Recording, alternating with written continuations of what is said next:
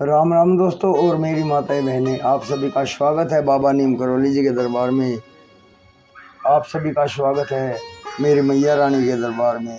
मेरी आदि पराशक्ति मानव दुर्गा, जो भी मेरा भाई मेरी माताएं बहनें आपकी महिमा सुनते हैं माँ, उनके घर में सदैव खुशियाँ हो, सुख समृद्धि आए, कभी कोई कष्ट संकट उस परिवार में ना हो माँ। यही मेरी प्रार्थना, यही मेरी अर्जी। जय श्री राम। दोस्तों और मेरी माताएं बहनें, आपका भाई सत्येंद्र जांगीड़ आपका स्वागत करता है मेरे प्रभु बाबा नीम करौली जी के दरबार में। मैं आपको सुना रहा हूँ गाय माता की महिमा, धेनु मानस ज्ञान। धेनु मानस ज्ञान, जिसमें गाय माता कलयुगी प्रताड़ना से त्रस्त होकर शिव की शरण में गई हुई है और वहाँ पर वे शिव भगवान को अपने वंश के जो उनके ऊपर प्रताड़ना हो रही है, जो गोवध हो रहा है, जो संकट है गाय के ऊपर, उसके बारे में बता रही हैं और अपने गोवंश के बारे में, उनकी उपयोगिता के बारे में बता रही हैं। पूरा सर्ग, पूरी धेनु मानस पाठ में आपको सुनाऊंगा। रोजाना चैनल से जुड़े रहें।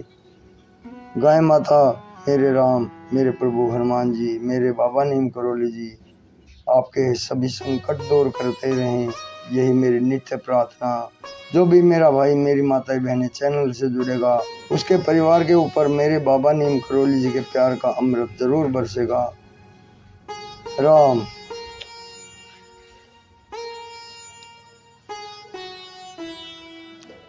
गे अक्सर बहुत अर्थ प्रकट करता है। गुप रक्षा गम गति गे गान। मनुष्य को कवच के रूप में गौ माता मिली है और गाय ने मनुष्य की रक्षा का भार उठाया है। गौ माता मानव मात्र को गति एवं सुमति प्रदान करती हैं। सारे संकट कट जाते हैं, पाप दूर हो जाते हैं। गौ के दूध पीने से नित्य नए नए गीत गाए जाते हैं। सोम भगवान श्री कृष्ण ने गाय का दूध पीकर श्रीमद् भागवत गीता जैसा गीत सुनाया। गौ माता ने समाज को क्या नहीं दिया, इस बात का कौन बखान कर सकता है। यह गौ माता मानव की मित्र है। सारे वेद पुराण इस बात को स्पष्ट करते हैं। जो व्यक्ति पंचगव्य का पान करता है, उसे पूजा करने का प्रमाण पत्र प्राप्त हो जाता है। पंचगव्य देवत्व का निर्माण करता है, अर्थात पूजा करने का अधिकार दिलाता है, एवं पंचामृत से देवत्व की प्रतिष्ठा होती है। बिना ब्राह्मण के भी देव निष्ठा नहीं है। बिना गाय के घर का प्रवेश भी वर्जित है। वास्तु दोष निवारण में भी गौ पूजा का विधान है। कन्यादान के साथ गोदान भी विधान है। घर बसाना तभी माना जाता है जब गौ सेवा शुरू होती है। विवाह के समय गोत्र पूछने का अर्थ यही है कि तुमने अभी तक कितनी गौ रक्षा का व्रत किया है। किम गोत्रस्य किम परवरस्य, कितने श्रेष्ठ कार्य किए हैं। विवाह कार्य की विधि के लिए गोमाता वैसी ही है जैसे गंगा के लिए गोमुख। जब विवाह कार्यक्रम होता है, सबसे पहले ब्राह्मणों के द्वारा गोत्र ही पूछा जाता है। संपूर्ण औषधियाँ गोमूत्र से बनती है। ऐसी कौन सी व्याधि है जो गोमूत्र से समाप्त न हो जाए। जो लोग नित्य गोमूत्र से स्नान करते हैं, वे व्यक्ति स्फूर्ति युक्त होते हैं। उनके शरीर स्नायु जल जागृत हो जाते हैं। भगवान कृष्ण जब 5 दिन के थे, तब से उन्हें गोमूत्र से स्नान कराया जाता था। भारतवर्ष धन्य धन्य है जहाँ गोपाल प्रकट हुए। भगवान श्री कृष्ण ने तपस्विनी देवकी माता को कंस की जेल में छोड़ दिया और गोकुल में जाकर यशोदा के लाल बन गए। एक बार द्वापर युग में जब सर्वधर्म और सत्कर्म नष्ट हो गए थे, क्योंकि उस समय निष्ठुर एवं अभिमानी राजा कंस का राज था, जिसने अपने माता पिता को बंदी बना दिया था। उस समय धरती दुखी थी, कांप रही थी।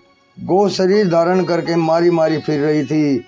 जैसे तैसे धैर्य रखकर अपने स्वामी भगवान नारायण को पुकारने लगी। उसके साथ सारा देव समाज मिल गया एवं भगवान शंकर भी साथ में थे। आंखों में आंसू लेकर हरि के सम्मुख हुए। देवता लोग समय के वश में एक हो जाते हैं। आकाशवाणी देवताओं ने सुनी और सब हर्षित हुए। चारों ओर उत्साह हुआ, फूलों की वर्षा होने लगी। सभी नर नारियों का रूप स्वयं देवताओं ने चोरी से रख लिया था। वहाँ भगवान नारायण एवं शेषनाग की जोड़ी अवतरित हुई। सारी धरती हर्षित हो गई। सब भगवान की प्रतीक्षा कर रहे थे, सोच रहे थे कि हमारे भगवान कब आएंगे एवं दसों दिशाएं कब सुशोभित होंगी। यहाँ वसुदेव और देवकी का मंगल विवाह हुआ। बारात की विदाई हो रही थी। आकाशवाणी कंस को भय देने वाली सुनाई देने लगी। कंस का सारा उत्साह समाप्त हो गया। आकाशवाणी सुनाई दी, हे कंस सुनो, जिस बहन को बहुत प्यार करते हो उसका 8वां पुत्र असुरों का शत्रु होगा, उससे तेरा नाश होगा। कंस ने यह सुना तो उसे बहुत क्रोध हुआ और मति एवं अक्षोभ हुआ। कंस ने हाथ पर खड्ग लिया और कहा, मैं अभी तुझे मार दूंगा और अपने अनिष्ट का संहार कर दूंगा। ठीक उसी समय वासुदेव जी ने नीति के शुभ वचन कहे कि बहन का वध बहुत ही अनुचित पाप है। वसुदेव जी बोले, पुत्र जन्म होते ही हम तुम्हें दे देंगे, हमारा वचन कभी झूठा नहीं हो सकता। यह सुनकर कंस अपने विशाल भवन में चला गया और वसुदेव जी अपने देव सदन में आ गए। जन्म के समय शिशु का रोना मंगल कारक होता है। वसुदेव ने उसे उठाकर कंस के पास डाल दिया। कंस को उस नवजात शिशु को देखकर दया आ गई। उसने उसे वापस कर दिया। ठीक उसी समय कंस के भवन में नारद जी आए और उसे समझाने लगे। देवऋषि नारद जी ने कंस की बुद्धि को फेर दिया। तुरंत कंस ने वासुदेव को बुलाया और नवजात शिशु को पटक दिया और उस शठ ने बाल हत्या का महापाप ले लिया। 7वें गर्भ में अब शेषनाग आए हैं। माता देवकी की छवि को वेद बिगा रहे हैं। पाप के बढ़ जाने पर क्रूरता बढ़ गई और दोनों पति पत्नी कारागार में डाल दिए गए। भगवान की योग माया ने देवकी के 7वें गर्भ को आकर्षण करके रोहिणी के गर्भ में स्थापित कर दिया और उस माया के कार्य को किसी ने नहीं जाना। रोहिणी के पुत्र बनकर बलदाऊ जी प्रकट हुए। नंद भवन में अति उत्साह छा गया। जब उत्साह अधिक होता है तो वहीं उत्सव बन जाता है और उत्सव में ही नारायण रूप धारण करके प्रकट होते हैं। आज नदियों में निर्मल जल बहने लगा, पहाड़ों में मणि माणिक्य प्रकाशित होने लगे, वन में फूल फल भर गए, हरा भरा हो गया। स्वयं प्रकृति अपने पति की अगवानी के लिए सज गई। पहाड़ नदी वन सुहावने हो गए। चारों ओर परोपकार का भाव मन में जागृत हो गया। गौ माताएं रंभाने लगी, सज्जन आनंद की उमंग से भर गए, देवता जहाँ तहाँ प्रकट हो गए। चारों ओर ओम शब्द की तरंग उठी। पृथ्वी के आदि में ओम शब्द ही सुनाई दिया। वह सुख देने वाला सुंदर समय आ गया जिस समय रोहिणी नक्षत्र था। बादल धीरे धीरे जल बरसाने लगे। देवता जाग गए अर्थात पुष्प वर्षा करने लगे। वह सुंदर अष्टमी तिथि आ गई। शुभ भाद्रपद महीना आधी रात के समय पवित्र प्रकाश हुआ, जब देवकी के सामने ही हरि इस प्रकार प्रकट हुए जैसे चंद्र रात में प्रकट होते हैं। भगवान नारायण ने अद्भुत रूप धारण किया। 4 भुजाएं थी, कमल गदा शंख चक्र धारण किए हुए थे। उस सुंदर दर्शन से सारे बंधन खुल गए और जेल के समाज को नींद पड़ गई। वासुदेव और देवकी अपने पूर्व जन्म में सुतपा प्रश्नी के रूप में थे। वहाँ भगवत प्राप्ति के लिए तपस्या की थी। भगवान प्रश्नी गर्भ नाम से प्रकट हुए और अब गोपाल माखन चोर बने। माता पिता के देखते ही भगवान बालक बन गए। सारे दरवाजे अपने आप खुल गए। अनंत शेषनाग भगवान लेने आ गए। प्रभु को वासुदेव जी सिर पर रखकर चल पड़े। यमुना जी अपने स्वामी की सेवा चाहती है। श्री कृष्ण ने अपना चरण बाहर निकाला। यमुना जी शांत हो गई। श्री हरि ऐसे ही सुशोभित हो रहे हैं जैसे नागमणि अपनी कांति को बिखेरती है। ब्रह्म मुहूर्त में गोविंद गोकुल पहुंच गए। सारे मुनि वृंद स्तुति करने लगे। चारों ओर गौ बढ़ाने वाले, गौ चराने वाले की जय हो। प्रातःकाल प्यारी गौ का दर्शन करने पहुंचे। उन लोगों के सारे सपने सफल हो गए जो लोग प्रातःकाल उठकर गौ माता का दर्शन करते हैं एवं गोधूलि का टीका लगाकर प्रदक्षिणा करते हैं। नंद बाबा ने सपने में प्रसन्नता के साथ नारायण के दर्शन किए, उठकर सीधे गौशाला के दर्शन करने आए। नंद बाबा ने गोमाता को वंदन किया, खुर की धूलि को सिर पर लगाया, 5 परिक्रमा की।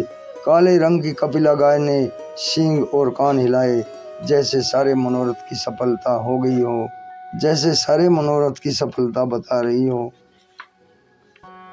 यहाँ सुनंदा जी यशोदा के पास दौड़कर आई। बाल रूप में प्रभु के दर्शन करके जन्म की आस पूर्ण हो गई। सुनंदा जी गीत गाते हुए आई। नंद भवन में कन्हैया प्रकट हो गए। आज यशोदा जी धन्य हो गई, मैं भी धन्य हो गई। गोपियां नाचने लगी और अनेकों बाजे बजने लगे। ब्रजमंडल में यह समाचार फैल गया। लोग झुंड के झुंड नृत्य करने लगे। बाल बाल सब गौओं को सजाने लगे।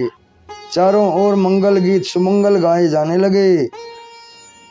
धन धन गोपाला हे नंद लाला, गो कारण जग आयो, सुन हे बनवारी बिनय हमारी, गो को नहीं बिसरायो, धारी के नर रूपा है सुर भूपा, गोचारण बनमाली, जे ही सृष्टि बनाई वही, गो माई दीनी सीख गोपाली, का करू प्रशंसा मानस हंसा गोकुल तारन आयो, तू अभिकारी जन मनहारी, धनी धनी जे ही लायो, नंद जसोदा दीनी विनोदा, तब केवल गो सेवा, एक दास तुम्हारो आन, पधारो शरण गोपाल को लेवा। अर्थ है, हे गोपाल अब सुन लो, हे नंदलाल आप गौ के लिए आए हो, हमारी यह विनती है, हे बनवारी सुनो, गौ को मत भूलो। हे देवताओं के राजा आपने नर रूप धारण किया है, हे वनमाली आप गौ चराने आए हो, जिसने सृष्टि बनाई वही गोमाता है, गो सेवा की सीख दी है। हे प्रभु क्या प्रशंसा करूं, आप मन सरोवर के हंस, आप गोकुल को तारने आए हैं, आप अभिकारी हैं, अपने जनों के मन को हरने वाले हैं। वे लोग धन्य हैं जिन्होंने आपको हृदय में बिठाया है। नंद और यशोदा को आपने विनोद किया, उनकी तपस्या गौ सेवा है। हे प्रभु आपका यह दास है, आकर कृपा करो, गोपाल को शरण में लो। जय श्री कृष्ण। हे भगवान। दोस्तों और मेरी माताएं बहनें, कल इससे आगे सुनाऊंगा। धेनु मानस ज्ञान लगातार जुड़े रहें। आपके घर से सभी रोग धोग आदि व्याधि दूर होंगी। कृष्ण कृपा गो कृपा आपके परिवार में बरसेगी। मेरे बाबा नीम करोली जी का अमृत आशीर्वाद आपके परिवार में कोई भी कष्ट नहीं आने देगा। अगर हमें विश्वास है तो हमारे दुखों का अंत है। जय श्री राम।